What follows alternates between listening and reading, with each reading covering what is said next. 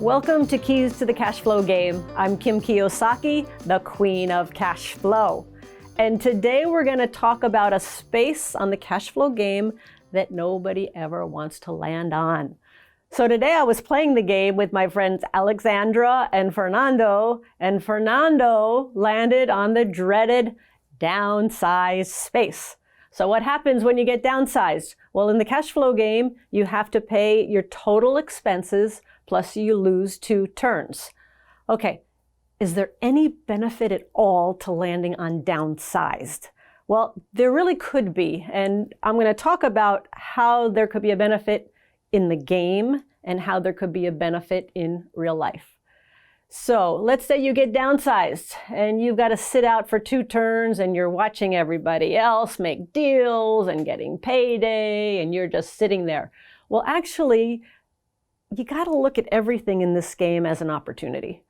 So as you're sitting there for 2 turns, not doing anything, but you're watching people and they're making deals, they're selling stock, buying property, they're getting their payday, money. So maybe this really could be an opportunity because as you're sitting there, maybe you could really pay attention to what the other players are doing and think about, would I do that or would I do this? How would I do it differently? And it also could give you an opportunity to maybe change your strategy. Because whether you're the truck driver or whether you're the engineer, you're going to have a different strategy because you've got different salaries, you've got different expenses, and of course you've got to get that passive income greater than your expenses. So maybe there's a way to change the strategy so that you can win the game quicker and win the game first. So every single space on the board you got to look at as how can I use this to my best advantage? So normally when you hit downsize, you're like, oh, darn, I don't want to be downsized. I don't want to lose my cash. I don't want to lose turns. But I would say, hey, can you use this time to your benefit? So let's talk about real life. What happens in real life? Well, right now, unfortunately, a lot of people are getting downsized. They're getting laid off. They're getting fired. Now, for me, the first job I had out of college, I got fired after 9 months. And rightfully so, I was a little bit, I thought I could do it all and I hated being told what to do. And sure enough, my boss wanted me to do what she told me to do. So I got fired. But in retrospect, at the time when I got, just like you get downsized in the game, when I got fired, I was mad. I was blaming her. I was blaming everybody. Life's not fair.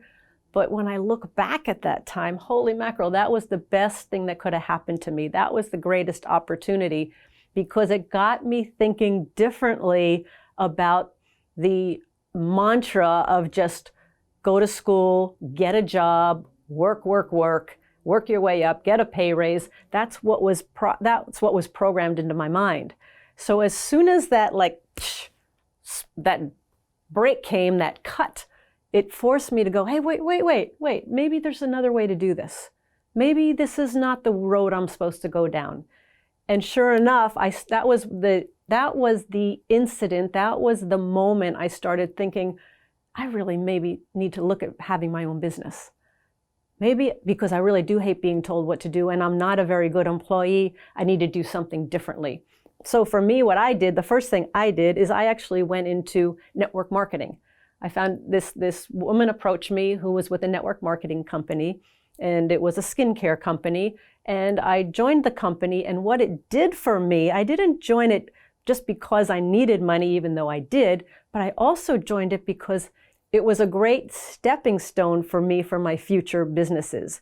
Because this network marketing company taught me about selling, taught me about money, taught me about rejection, taught me about running my own business.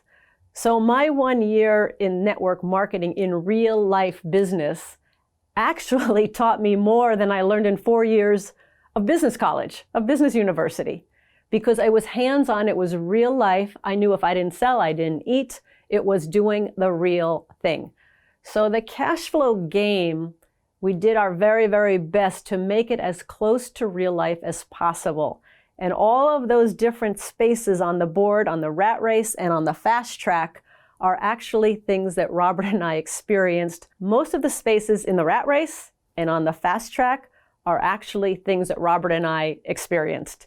It was actually things that we did or mistakes that we made.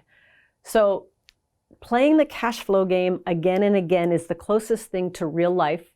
And it's why we use paper money, so that you can make mistakes with fake money, not real money.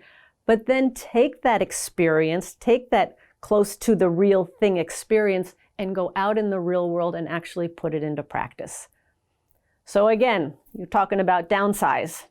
Everybody hates to get downsized, but maybe in the game and maybe in real life, things like that can be your greatest opportunity. You've just got to be aware and pay attention.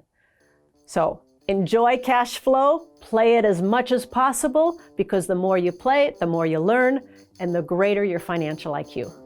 Thank you for listening.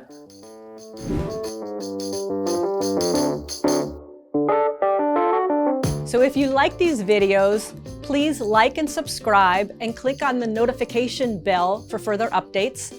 And if you'd like to find or join a Cashflow Club, please click on the link below.